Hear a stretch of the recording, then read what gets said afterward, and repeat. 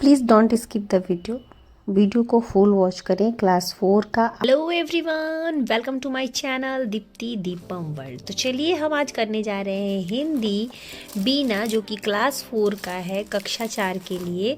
नकली हीरे चैप्टर 7 आज पार्ट है आपका बुक बीना का। तो चलिए नकली हीरा चैप्टर का हम सॉल्यूशन पूरा करेंगे।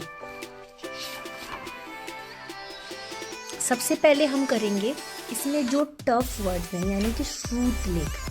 तो हम सबसे पहले करेंगे श्रुत लेख। तो हमेशा पाठ की शुरुआत श्रुत लेख से इसलिए किया जाता है क्योंकि जो भी उसमें कठिन शब्द होते हैं ना, उसको आपका रिवीजन हो जाए। तो चलिए हमने वही कर लिया है। बीना पुस्तिका पाठ 7 नकली हीरे। श्रुत लेख पहला नंबर पे है बुद्धिमान, दूसरे नंबर पे है नौजवान, तीसरे नंबर पे सलाहकार, फिर है आपका ईमानदार, प्रसन्न, जौहरी, निसंदेह, श्रेष्ठ, विश्वस्त, वृद्ध।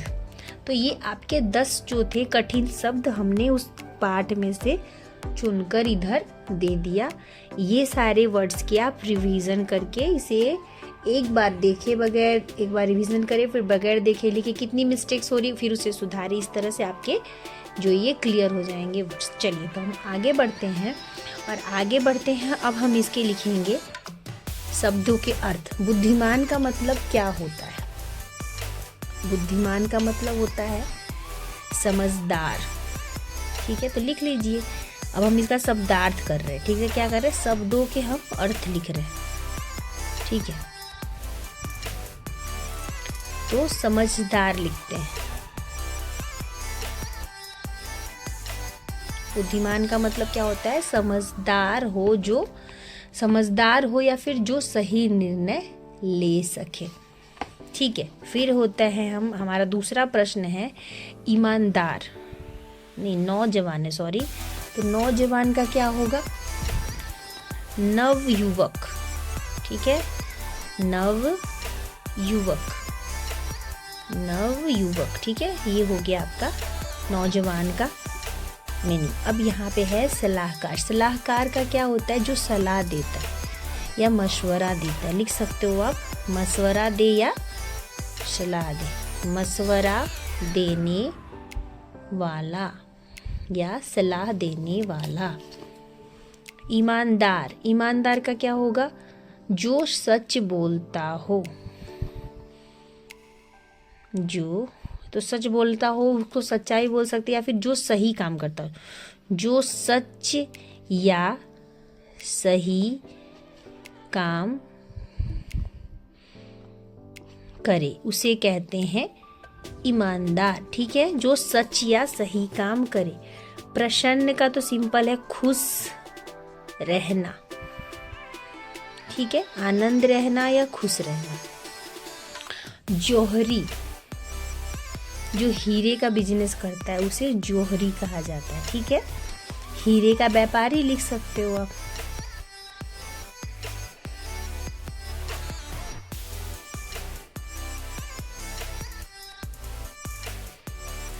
फिर है निसंदेह, यानी कि जहां संदेह ना हो।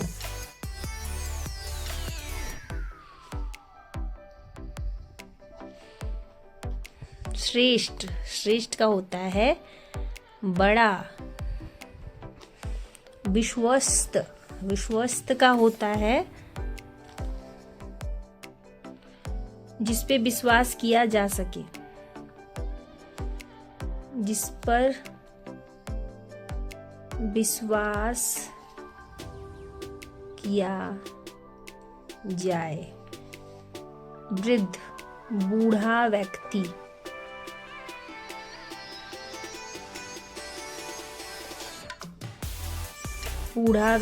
ठीक है, हो गए हमारे 10 के शब्दार्थ। ठीक है, अब चलिए आगे बढ़ते हैं, प्रश्न उत्तर करते हैं।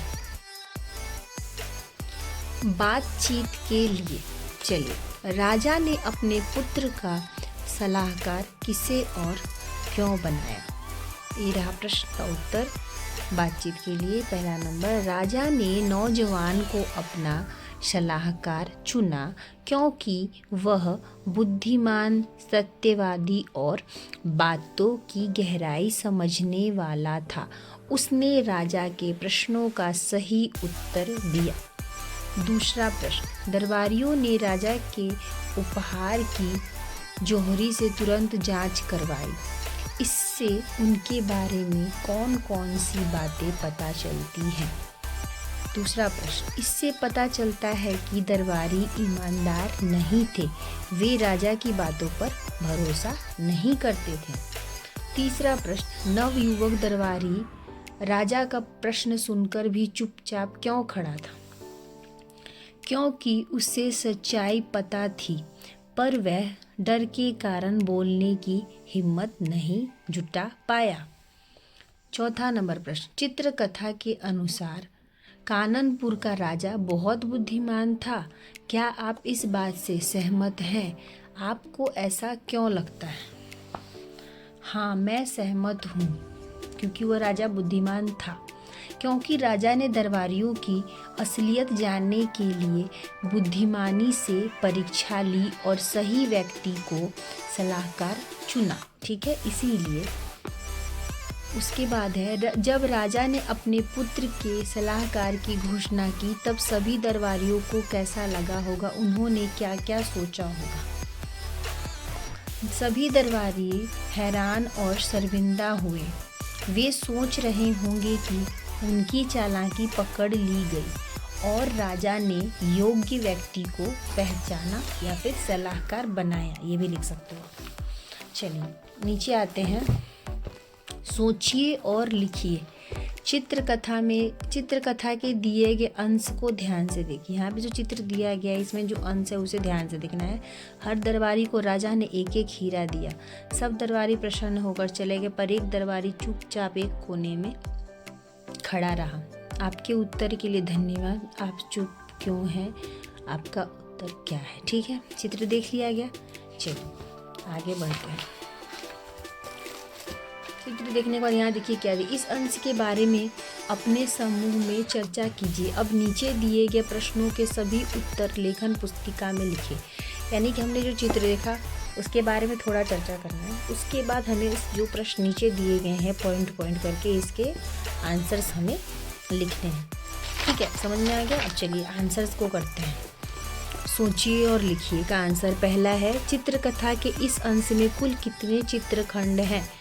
तो इसमें 3 चित्रखंड है। कुल कितने चित्रखंड है? 3 चित्रखंड है।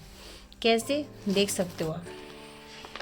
देखो, एक आप यहाँ देखो, एक चित्रखंड, ये दूसरा चित्रखंड और ये तीसरा चित्रखंड। ठीक है, चलिए सेकंड क्वेश्चन देखते हैं।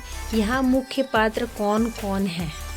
कौन कौन है? दरबारी, सॉरी ये रहा। यहाँ मुख्य पात्र राजा, नौजवान और दरबारी हैं। ठीक है, तीसरा प्रश्न, बीच वाले चित्रखंड में क्या हो रहा है? दरबारी हीरे को देखकर प्रसन्न हो रहा है। बीच वाला जो चित्रखंड है उसमें दरबारी हंस रहा है। ठीक है, ये रहा, ये वाला चित्रखंड का बात हो रहा है। यहाँ पे देखिए दरबारी हंस रहा है। ठीक है, बीच वाला चित्रखंड जिसमें दरबारी हंस रहा है। फिर है आपका प्रश्न, यहाँ केवल चित्रों को देखकर कौन कौन सी बातें पता चल रही हैं? यहाँ केवल चित्रों को देखकर यह पता चल रहा है राजा सबको नकली हीरे दे रहे हैं और दरबारी प्रसन्न हो रहे हैं। और एक व्यक्ति लिख सकते हो कि कोने में खड़ा, ये भी लिख सकते हो, उसमें दिया हुआ है। इतना भी लिखेंगे तो सही है, लेकिन आप वो ऐड कर सकते हैं। आगे दूसरा नंबर प्रश्न है, इस चित्रकथा का नाम नकली हीरे क्यों रखा गया? आप भी इस चित्रकथा का कोई उपयुक्त शीर्षक दीजिए। ठीक है, चलिए यहाँ ये रहा दूसरा नंबर प्रश्न। इस चित्रकथा का नाम नकली हीरे इसीलिए रखा गया क्योंकि चित्रकथा में दिखाए गए हीरे नकली थे, असली नहीं थे। कहानी इसी गलत फहमी और धोखे के इर्द गिर्द घूमती है। ठीक है, इसीलिए इसका नकली हीरा, क्योंकि सारी कहानी में पूरा नकली हीरे की चर्चा है। फिर हम इसका अगर कोई टाइटल और दे सकते हैं तो क्या दे सकते हैं? नकली हीरे का भेद। अगर आपको कोई और लगता है तो कमेंट कर सकते हो। ठीक है, चलिए। राजा ने नकली हीरे का पुरस्कार किन्हें और क्यों दिया? दरबारियों को क्योंकि वे झूठ बोल रहे थे, वे सच्चे और ईमानदार नहीं थे। किसे दिया था? दरबारियों को दिया था नकली हीरा। और क्यों दिया था? क्योंकि वो झूठे और ईमानदार नहीं थे। ठीक है, चलिए 4 नंबर प्रश्न है, राजा ने एक को छोड़कर अन्य सभी दरबारियों को नकली हीरे क्यों दिए? अपने उत्तर का कारण भी लिखे। सेम ही क्वेश्चन है अभी जो हमने किया कि ईमानदार नहीं थे। ठीक है, तो चलिए वही होगा, क्योंकि राजा को सभी दरबारी झूठे और अविश्वसनीय लगे।